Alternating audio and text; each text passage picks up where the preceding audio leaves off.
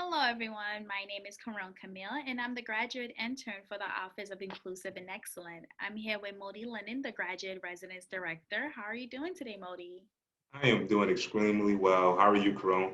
I am great. Thank you for being here. Of course.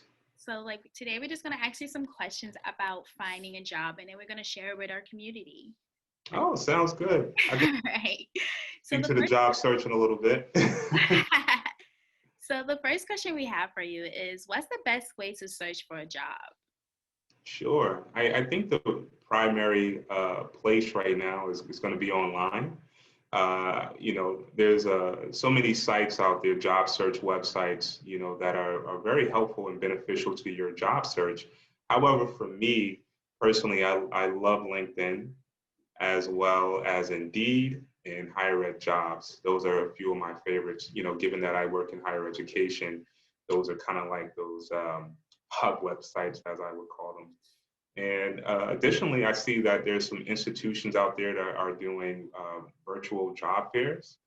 And I think that's a great opportunity for you to not only meet some folks, but be able to, try to get your foot in the door throughout those events.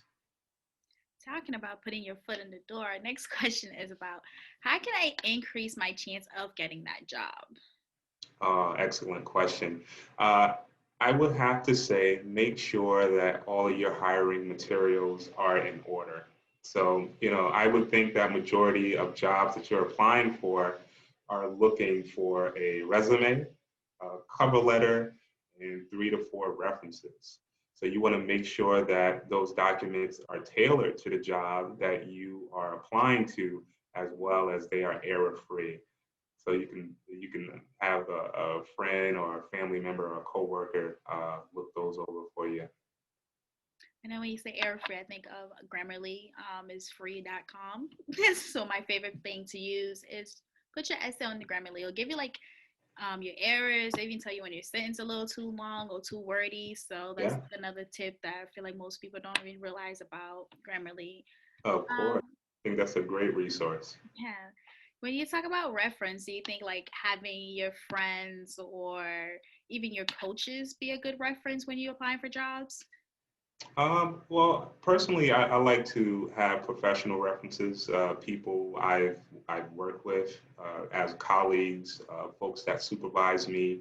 But depending on the criteria of the employer, sometimes they may look for a character reference. So that can be that coach or that professor or that friend.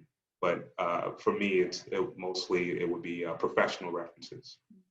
Since we're like in the, with the talking about getting jobs, another question that we did have is, so what should we ask and don't ask during the process of applying and going through the interview?